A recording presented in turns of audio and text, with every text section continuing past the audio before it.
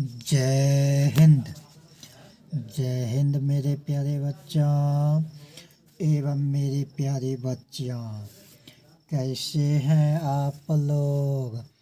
आशा करते हैं सबसे पहले तो आप लोगों को सर्वप्रथम सुबह का सभी को एक साथ सुप्रभात।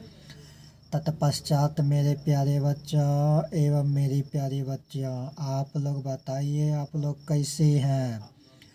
आशा करते हैं कि आप लोग बिल्कुल स्वस्थ होंगे, मस्त होंगे, अच्छे होंगे, बिंदास होंगे, उमंग में होंगे, उत्साह में होंगे, जोश में होंगे, होश में होंगे, आनंद में होंगे, सकुशल होंगे, मंगलमय होंगे, आनंद में होंगे। तो मेरे प्यारे बच्चों एवं मेरी प्यारी बच्चियों, बताइए कैसे हैं आप लोग? मेरे प्यारे बच्चों एवं मेरी प्यारी बच्चियों, अगर आप लोग पहली बार चैनल पर विजिट कर रहे हैं तो चैनल को कृपा करके सब्सक्राइब कीजिए। चैनल का नाम है आर भी स्टडी सेंटर बैसा। चैनल का नाम है आर भी स्टडी सेंटर बैसा। फेसबुक और इंस्टाग्राम पर देख रहे हैं तो पेज को फॉलो करते हुए लाइक कीजिए, कमेंट बॉक्स में कमेंट कीजिए, एक दूसरे के पास अथाह भरपूर अपार मात्रा में अनलिमिटेड शेयर कीजिए, एक दूसरे को साथ ही साथ भरपूर सहयोग कीजिए, प्यार दीजिए, आशीर्वाद दीजिए और सपोर्ट दीजिए, सपोर्ट कीजिए। साथ ही साथ आप लोग सपोर्ट लीजिए। हम लोग जितना भी जो भी वीडियो बना रहे हैं आप लोगों के लिए बना रहे हैं। आप लोग इसे पढ़ करके आगे बढ़िए। शांतिपूर्ण तरीके से वीडियो को जब भी देखा कीजिए, बारंबार देखिए, जब मन तब देखा कीजिए। कोई दिक्कत नहीं, कोई प्रॉब्लम नहीं, कोई समस्या नहीं। हाँ, लेकिन वीडियो को देखते समय बिल्कुल माइंड को एकाग्रचित करके ध्यानपूर्वक विधिपूर्वक बिना उछले कूदे फांदे हुए, बिना आगे बढ़े हुए हम लोगों को कार्य करना है और कार्य करते रहना है। तो चलिए मेरे प्यारे बच्चों, ज़्यादा बातें ना करते हुए वीडियो को करते हैं फटाफट शुरुआत। बिना किए हुए बकवास, दिल से पढ़िए, दिल से समझिए, दिल से आगे बढ़िए। तो मेरे प्यारे बच्चों, आज हम लोग तैयारी करने जा रहे हैं class 1 subject English day Sunday, यानी कि कक्षा प्रथम वर्ग का विषय अंग्रेजी में डे जो है संडे, यानी आज का दिन जो है रविवार का दिन है। और बुक से अगर देखा जाए तो मेरे प्यारे बच्चों ये पेज नंबर 19 है। पेज नंबर कितना है? 19 है। ये पेज नंबर 19 का है। और पेज नंबर 19 में कहता है 2 नंबर में रीड, क्या कहता है? Read the following, read the following sentences, sentences. ठीक है, यानी कि इधर मान के चलिए पिक्चर दिया हुआ है तो पिक्चर ना दे करके हम लोग इसका हिंदी में नाम ही लिख देते हैं। ठीक है, एक गाजर, पिक्चर में एक गाजर दिया हुआ है इसलिए हम लोग इसका नाम लिख दिए एक गाजर। दूसरा क्या है? 2 गाजर है पिक्चर में तो हम यहाँ पर दे दिए 2 गाजर।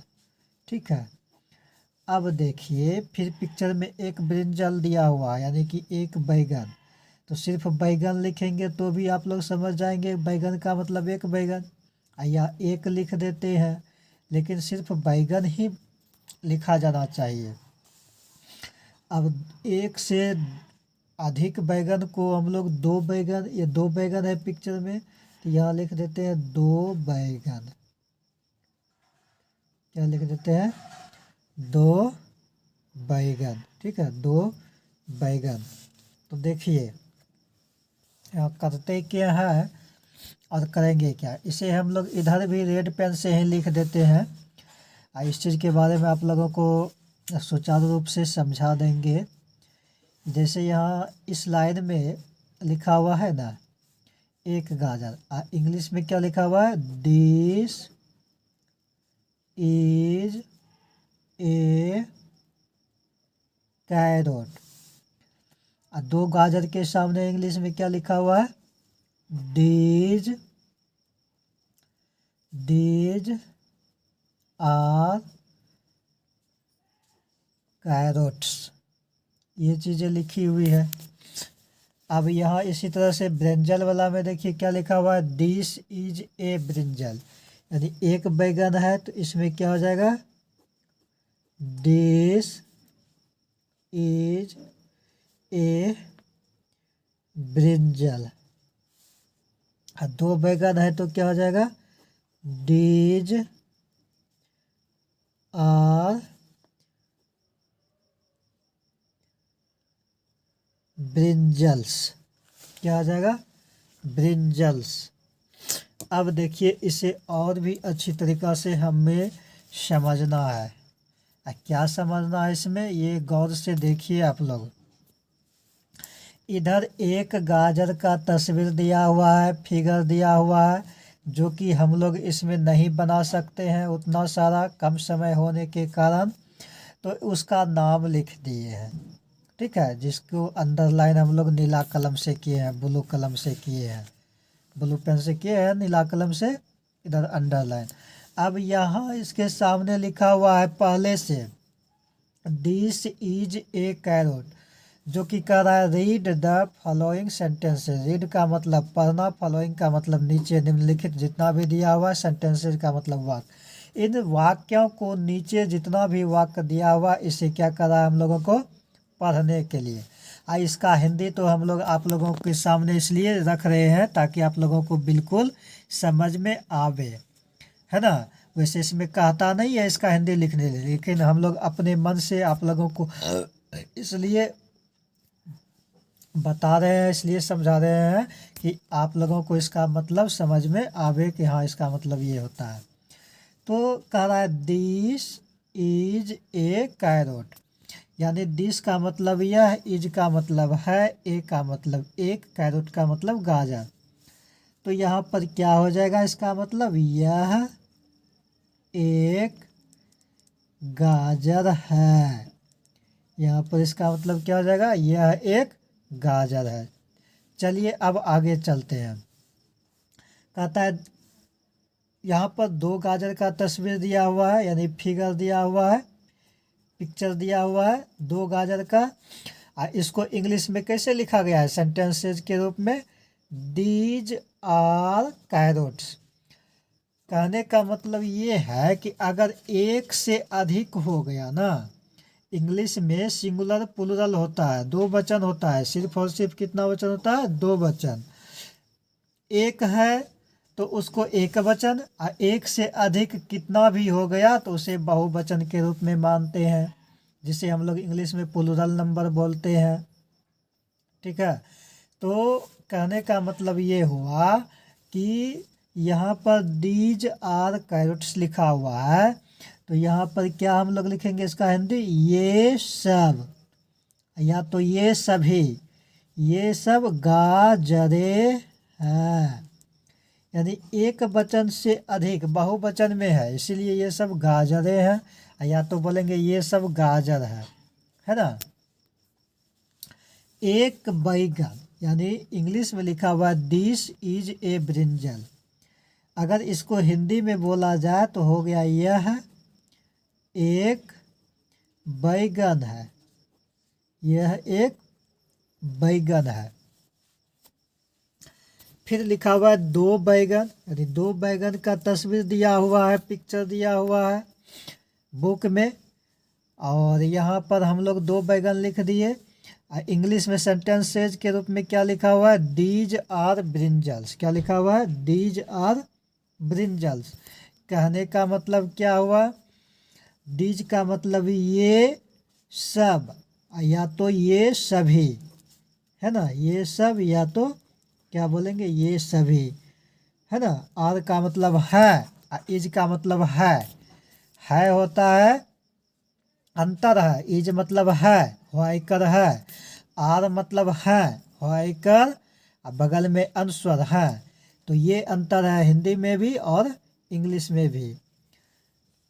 तो ब्रिंजल्स मतलब एक बैगन से अधिक बैगन है, इसीलिए इसमें ब्रिंजल ना हो करके ब्रिंजल्स हो गया, मतलब एस का प्रयोग हो गया लास्ट में। तो यहाँ पर क्या लिखेंगे, ये सभी बैगने हैं, या तो ये सब या ये सभी लिख दिए। तो यहाँ पर बैगने ना लिख करके बैगन ही लिखेंगे, है ना, बैगन है। तो यहाँ पर हम लोग ये चीज़ सीखे। आगे चलते हैं, आगे 3 नंबर में क्या दिया हुआ है इस चीज़ को हम लोग देखते हैं। ठीक है, इस चीज़ को हम लोग देखते हैं। आगे 3 नंबर में दिया हुआ है, देखिए, now fill in the blanks. ठीक है, with the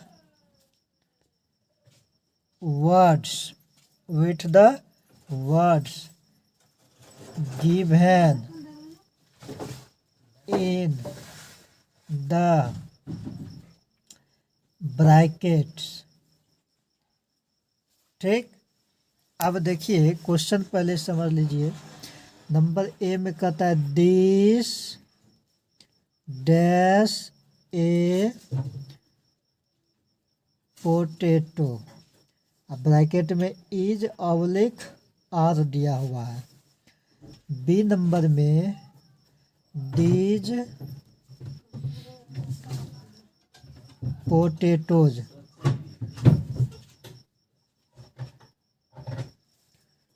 is oblique are, is a tomato,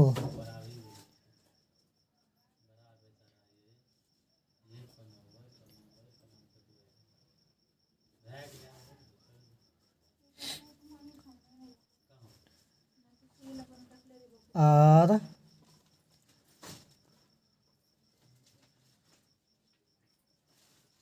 tomatoes.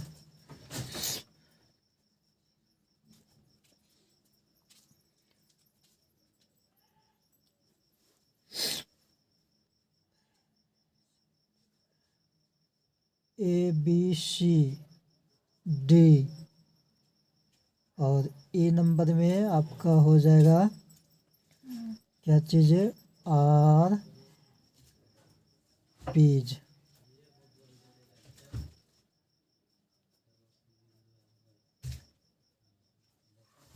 देखिए क्वेश्चन भी आप लोगों का तैयार हो गया है ना।